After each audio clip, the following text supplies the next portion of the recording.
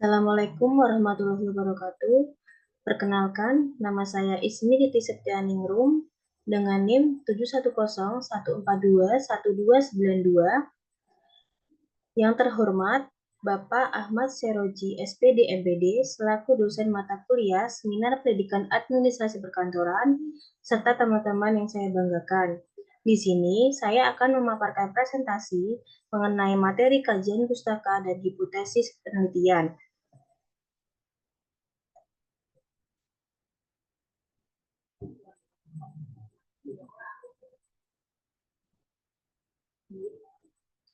Sebelum kita mengetahui lebih lanjut mengenai kajian pustaka dan hipotesis, kita harus lebih tahu dulu dia mengenai kajian pustaka dan hipotesis itu apa.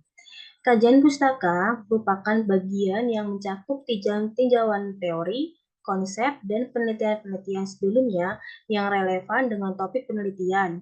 Tujuannya adalah untuk memberikan landasan teoritis yang kuat, memahami konteks ilmiah dari topik, serta mengidentifikasi celah penelitian yang dapat dijawab melalui penelitian yang dilakukan. Lalu ada hipotesis.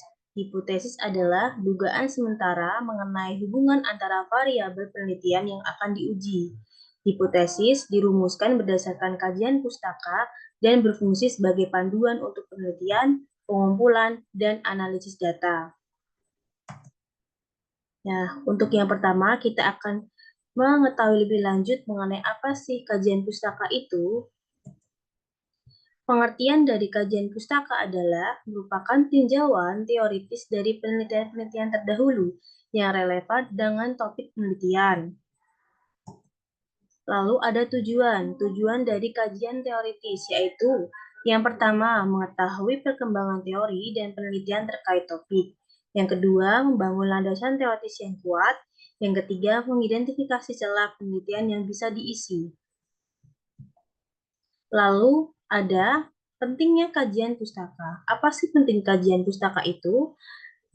Kajian pustaka yang pertama berperan penting untuk satu, memberikan latar belakang teori dan konsep yang relevan. Dua, menunjukkan pemahaman peneliti terhadap topik. Tiga, mengidentifikasi tren, pola, atau hasil yang konsisten dari penelitian sebelumnya. Lalu ada mendukung argumen peneliti dalam penyusunan hipotesis. Lalu selanjutnya ada sumber kajian pustaka. Sumber kajian pustaka meliputi 1. Buku, referensi teoritis mendasar. Lalu ada jurnal ilmiah, hasil penelitian terbaru. Lalu ada laporan dan dokumen atau bisa data empiris yang relevan.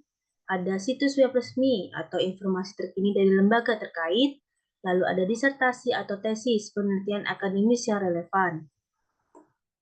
Lalu selanjutnya ada struktur kajian pustaka. Yang pertama, ada pendahuluan yang meliputi mengapa kajian pustaka penting untuk penelitian. Lalu kedua ada tinjauan teoritis yang di dalamnya meliputi konsep, teori, atau model yang berkaitan dengan topik. Lalu yang ketiga ada tinjauan empiris yang di dalamnya ada penelitian-penelitian sebelumnya yang relevan. Lalu yang terakhir ada kesimpulan kajian pustaka. Di dalamnya menyoroti celah atau masalah penelitian yang belum terpecahkan. Lalu yang kedua, hipotesis. Pengertian dari hipotesis adalah dugaan sementara atau jawaban sementara atas masalah penelitian yang harus diuji. Bentuknya, yang pertama, hipotesis nol atau dalam kurung H0. Artinya tidak ada hubungan atau perbedaan yang signifikan. Lalu yang kedua ada hipotesis alternatif atau dalam kurung HA, ada hubungan atau perbedaan yang signifikan. Fungsi dari hipotesis adalah 1. Memberikan arah penelitian, 2. Menjadi pedoman dalam pengumpulan dan analisis data, yang ketiga menguji hubungan antara variabel, yang keempat memberikan kontribusi pada pengetahuan baru. Lalu selanjutnya ada kriteria hipotesis yang baik. Yang pertama, kriterianya adalah 1. Harus spesifik. Dalamnya menjelaskan hubungan atau perbedaan yang diharapkan secara jelas. Yang kedua, dapat diuji. Data empiris bisa mendukung atau menolak hipotesis. Yang ketiga, berdasarkan teori. Di dalamnya dikembangkan dari teori atau kajian pustaka. Yang keempat, ada kriterianya adalah sederhana, tidak terlalu kompleks dan mudah dipahami. Contoh hipotesis. Yang pertama, ada hipotesis 0 dalam kurung H0. Contohnya adalah tidak ada pengaruh signifikan antara metode pembelajaran berbasis proyek terhadap hasil belajar siswa. Lalu yang kedua, ada hipotesis alternatif atau dalam kurung HA. Contohnya, ada pengaruh signifikan antara metode pembelajaran berbasis proyek terhadap hasil belajar siswa.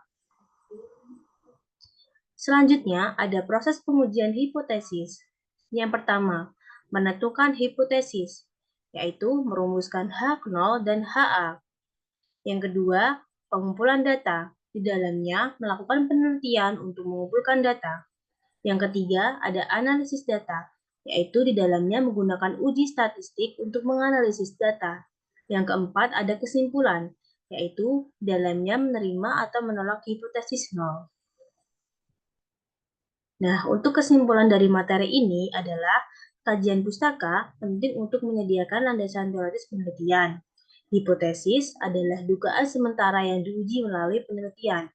Pengujian hipotesis membantu menghasilkan kesimpulan ilmiah yang mendukung atau menolak teori yang diajukan. Terima kasih. Sekian dari paparan materi tentang kajian teoritis dan hipotesis penelitian hari ini.